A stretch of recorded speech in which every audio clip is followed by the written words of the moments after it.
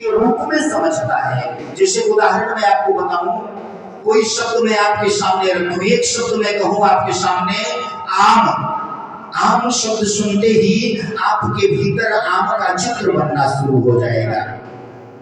उसी प्रकार कोई भी बात हो, किसी व्यक्ति की चर्चा होने लगे, अभी किसी व्यक्ति की बात होने लगे तो उसका चित्र हमारे मन में बन जाता है। किसी स्थान की याद आ जाए, उस स्थान का चित्र हमारे भीतर हमारे मन में बन जाता है। तो ये जो हमारे भीतर चित्र बनता है, ये चित्र बनाने का कार्य हमारा चित्र करता है।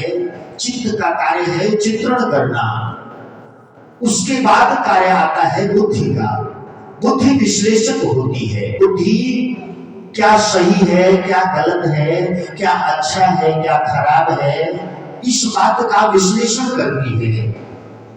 अपने पिछले अनुभवों के आधार पर बुद्धि चीजों का विश्लेषण करती है और हमें बतलाती है कि क्या उचित है और क्या अनुचित है।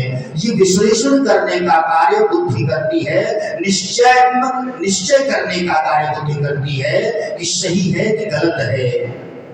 ये हमारी बुद्धि का कार्य है। और उसके बाद तब कार्य आता है अहंकार का।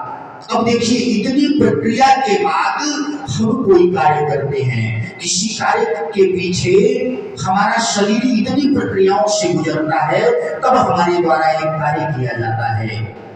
सूचनाओं को हम ज्ञानेंद्रियों के द्वारा ग्रहण करते हैं। संसार से सूचनाओं को, बातों को हम आंख, कान, नाक, चर्म इन ज्ञानेंद्रियों से ग्रहण करते हैं। तब उस बात पर हमारा मन मनन करता है, उसे बार बार दोहराता है।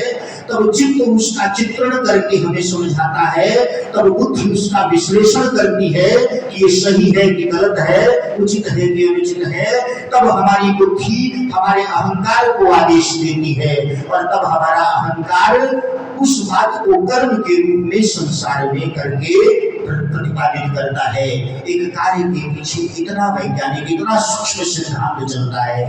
आप सोचो, इस कर्म की प्रक्रिया को, इस कर्म के सिद्धांत को, इस व्यवस्था को जो समझ लेता है वो कर्म के रहस्य को जान जाता है। और तब उसके द्वारा कोई गलत कार्य संसार में नहीं हो सकता है। जो अपने भीतर की इस प्रक्रिया को जान जाता है वह कभी गलत नहीं कर सकता है, क्योंकि तीन प्रक्रियाओं के बुद्धि के विश्लेषण के समय ही उसे अनुभव हो जाता है कि मैं गलत करने जा रहा हूं कि सही करने जा रहा हूं। इस प्रकार ये चतुष्टय मन बतलाए गए। चार प्रकार के मन जो इस शरीर को चलाते हैं, संसार के संचालन में ये चार प्रकार के मन सदा क्रियाशील रहते हैं। तब जाकर के हम संसार में कर्म करते हैं। आज कथा भी बड़ी है। आज वेदांत चर्चा यहाँ विश्राम करके कथा के प्रसंग में आते